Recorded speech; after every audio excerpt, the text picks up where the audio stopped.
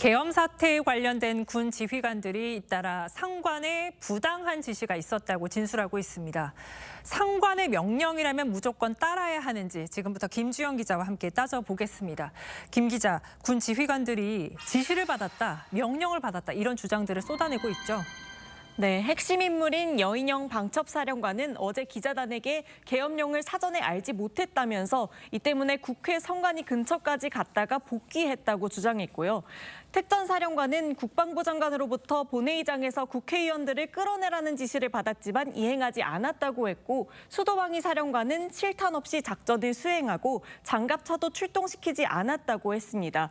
공통적으로 명령이라 따를 수밖에 없었지만 그 과정에서 일부 소극적 항명을 했다는 주장입니다. 네, 지휘관들이 뒤늦게 양심 고백을 하는 모습인데 법적으로 군인들이 명령에 불복할 수 있는 근거가 있습니까?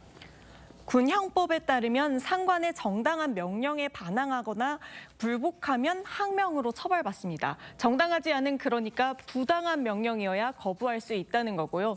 군인 복무 기본법에는 법에 반하는 사항, 권한 밖의 사항은 명령에서는 안 된다고 되어 있는데요. 이 부분에 따라 권한 밖 명령은 따르지 않아도 된다고 해석할 수 있습니다.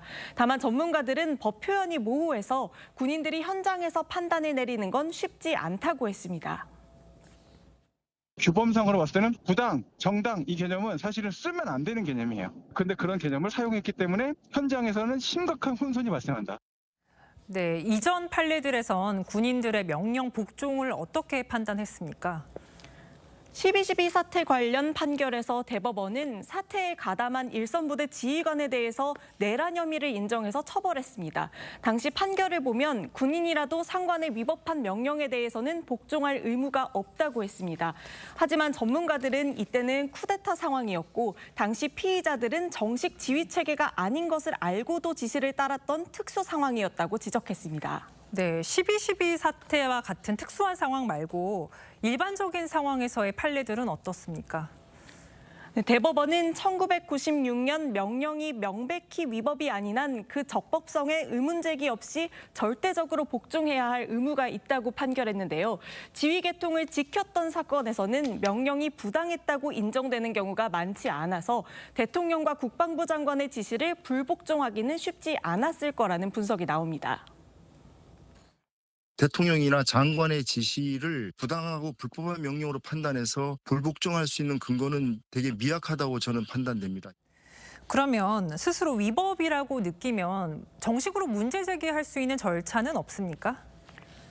네, 방첩사령부 같은 경우 박근혜 정부 때 계엄령 문건 등이 문제가 되면서 헌법상 보장된 국민의 기본권을 부당하게 침해하는 행위를 해서는 안 된다는 훈령을 만들기도 했는데 이번에도 지켜지지 못했습니다.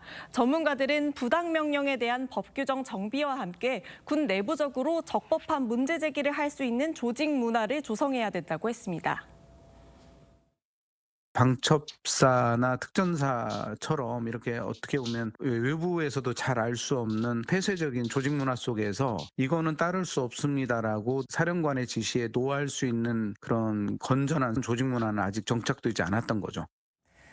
상관의 명령을 따를 거냐 말 거냐 현장에서 판단하기 쉽지 않을 텐데 부당한 명령이 뭔지 명확한 기준 마련이 필요해 보입니다. 김 기자 잘 들었습니다.